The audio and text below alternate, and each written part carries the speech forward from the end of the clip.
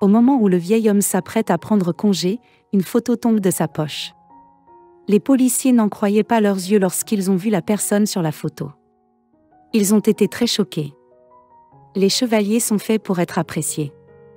Ils sont calmes et paisibles, surtout quand on vit dans un quartier serein comme celui où Lucas habite.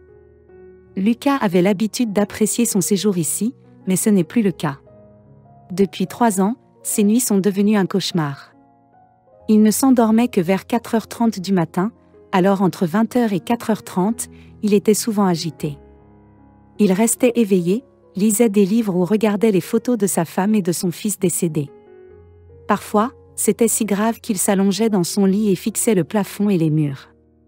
Lucas vivait dans un appartement en colocation, au rez-de-chaussée. Il avait assez d'argent pour acheter un appartement, mais il ne voulait pas. Il a même essayé d'acheter cet appartement, mais le propriétaire de la maison ne voulait pas le vendre. Lucas voulait vivre dans cette maison parce que lui et sa femme, Lena, y ont élevé leur fils 7 avant que le duo ne s'éteigne malheureusement dans cette maison. Il a créé de beaux souvenirs avec cette femme. Ils ont fêté ensemble les anniversaires de la Saint-Valentin et Noël. Lucas n'a rien changé. Depuis le décès de sa femme, il s'est dit qu'il resterait ici jusqu'à son dernier souffle, et que même ses ennuyeux voisins ne pourraient pas le faire partir. Les voisins de Lucas étaient une jeune fille de 20 ans, Apolline, qui, selon Lena, ressemblait beaucoup à Seth, et son petit ami, Arthur, 34 ans. Apolline a grandi dans cette maison. Même après le décès de ses parents, Catherine et David. Elle a continué à y vivre, mais il y a 3 ans, Arthur a emménagé avec Apolline, ce qui l'a enhardi à contrarier constamment Lucas, à qui elle en voulait. Elle jetait des ordures devant sa porte, l'insultait chaque fois qu'ils se croisaient et mettait de la musique forte pour le déranger. Selon certaines rumeurs, le vieil homme cacherait un sale secret qu'Apolline connaît. C'est pourquoi elle le détestait. Comme d'habitude. Vers 21h, Apolline s'est mise à jouer de la musique forte. Elle et son copain riaient aussi très fort et tapaient du pied sur le sol pour énerver Lucas. Ils faisaient cela tous les soirs, sauf s'ils étaient absents ou fatigués ce soir-là. Lucas, comme il le faisait souvent, supporta le bruit, mais lorsqu'ils commencèrent à frapper le sol si fort, il n'en pouvait plus. Il se leva, descendit les escaliers et frappa à leur porte. Après 6 coups, Apolline, ivre, ouvre enfin la porte. « Et, le vieux, qu'est-ce que tu veux? Pourquoi vous dérangez notre intimité ?» Elle a crié. « Je n'ai pas pu dormir à cause de votre musique trop forte. Pouvez-vous baisser le volume et laisser un vieil homme dormir ?» dit l'homme. Mais Apolline éclata de rire. « Tu ne peux pas dormir. Est-ce que j'ai l'air de m'en soucier ?» Elle hurle encore entendant l'échange entre les deux. Arthur rejoint sa compagne dans l'embrasure de la porte et se met à hurler sur Lucas. « Et, mon vieux, fais ce que tu sais faire de mieux. Appelle la police. Ils ne te croiront pas de toute façon. Si tu as besoin de dormir, prends de la vodka ou des somnifères. Et c'est tout. » Il referma la porte et le duo continua à rire à gorge déployée. Lucas avait bien dénoncé plusieurs fois Apolline et son petit ami à la police, mais celle-ci ne l'avait pas cru. Ils ont prétendu qu'il inventait des choses, alors le vieil homme a dû vivre avec le bruit. Il finit par prendre des pilules. Bien qu'elle le fasse dormir, il souffre d'effets secondaires tels que des maux de tête et de la somnolence. Après que le couple a fermé la porte sur lui, Lucas est retourné dans sa chambre et a pris quelques pilules. Il s'est alors endormi et a rêvé de sa femme et de son fils. Lucas et sa femme Lena étaient des amants d'enfance et ils se sont mariés à l'âge de 20 ans. Bien que cela ait pris du temps, ils ont fini par avoir un enfant. Seth et les médecins ont conseillé à Salomé de ne plus jamais être enceinte, car cela pourrait lui coûter la vie. Seth représentait le monde entier pour ses parents, qui lui ont fourni tout ce dont il avait besoin. Ils l'ont protégé et n'ont jamais voulu le perdre de vue. Aussi, lorsque Seth a eu 25 ans et qu'il a annoncé qu'il allait s'engager dans l'armée, ses parents ont été dévastés. Ils ont essayé de l'en dissuader, mais il ne voulait rien entendre. Ils ont fini par accepter à contre-séhur. Lucas et Lena l'ont accompagné à l'aéroport, où il devait prendre un vol pour rejoindre sa base militaire. Ils l'ont serré fort dans leurs bras, lui ont dit qu'ils l'aimaient et l'ont embrassé sur le front. Aucun d'entre eux ne savait que c'était la dernière fois qu'ils voyaient leur fils bien-aimé. 6 mois après le départ de Seth pour l'armée, Lucas et Lena discutaient autour d'un verre de vin lorsqu'ils entendirent soudain frapper à la porte. Le duo se lève et va ouvrir la porte. En ouvrant la porte, ils ont été choqués de voir un soldat à l'air triste et confus. Il leur a offert un bouquet et leur a dit les mots les plus tristes qu'ils aient jamais entendus de leur vie. Seth est mort pour sauver ses camarades.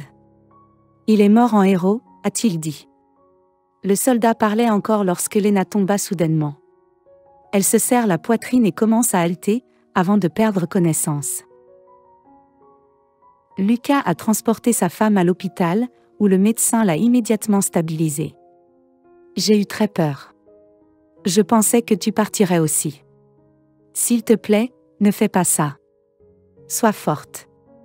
Lucas l'a dit à sa femme ce soir-là, alors qu'elle était allongée sur le lit d'hôpital dans sa chambre. Je te promets d'être forte, répondit-elle au milieu des larmes. Malheureusement, Lena n'a pas tenu sa promesse.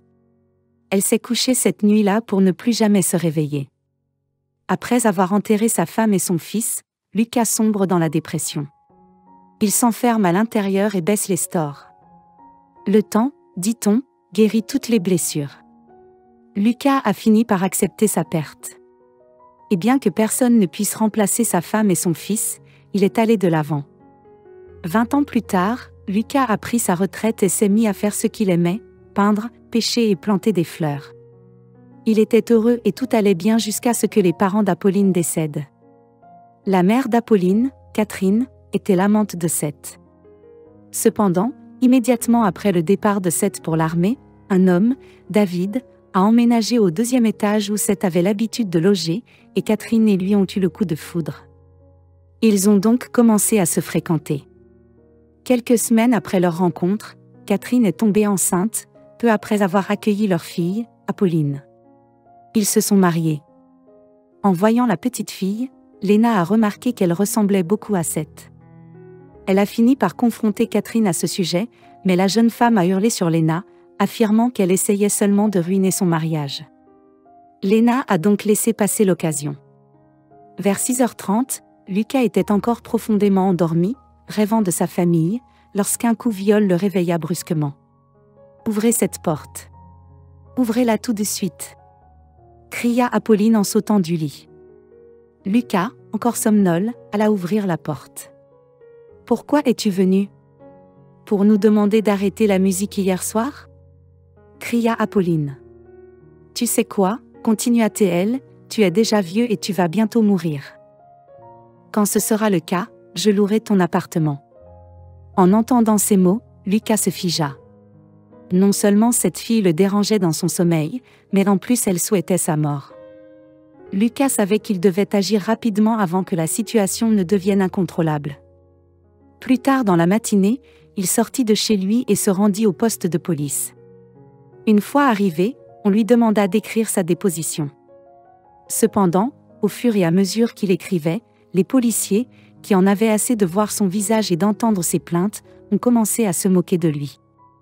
Il vient souvent ici pour se plaindre de voisins qui n'existent pas. Il devrait être dans une maison de retraite, se sont-ils moqués.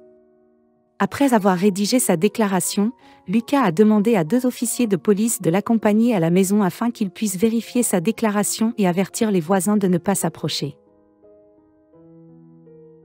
Mais à sa grande surprise, les policiers se sont mis à rire de lui. C'est à ce moment-là que Lucas a perdu son sang-froid. « C'est votre devoir de nous protéger. Mais vous ne le faites pas. Cela fait des mois que je viens ici, mais personne ne me croit. » Lucas hurle à tue-tête. Ses émotions sont si fortes qu'il manque de faire une crise de panique.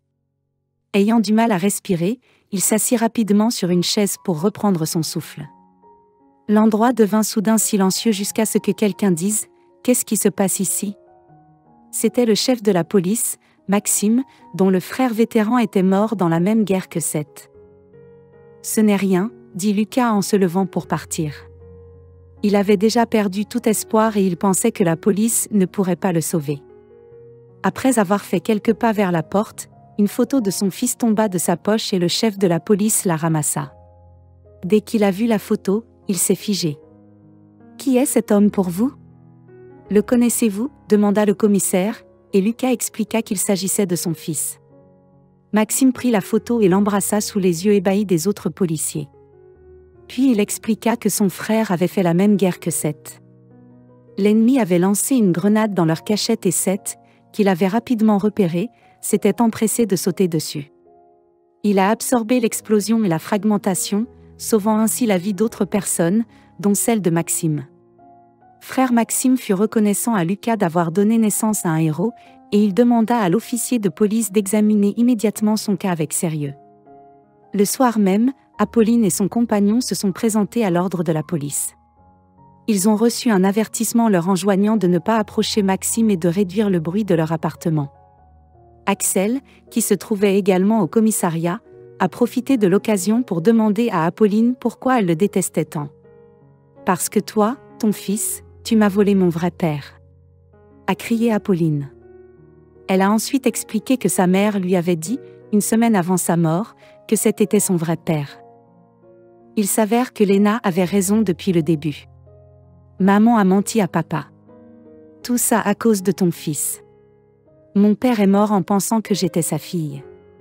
J'ai eu tellement mal quand je l'ai regardé dans les yeux, sachant qu'il n'était pas mon vrai père. Apolline a crié. Axel baisse la tête. Il comprend la douleur de sa petite fille. Mon fils aussi est une victime. Il est mort sans savoir qu'il avait une fille, expliqua-t-il. Je m'en fiche. Apolline hurle et sort en trombe du bureau. Ce jour-là, elle a emballé toutes ses affaires et a quitté la maison. Peu après son départ, une mère célibataire et ses 2 enfants ont emménagé dans la maison et ont tenu compagnie à Axel.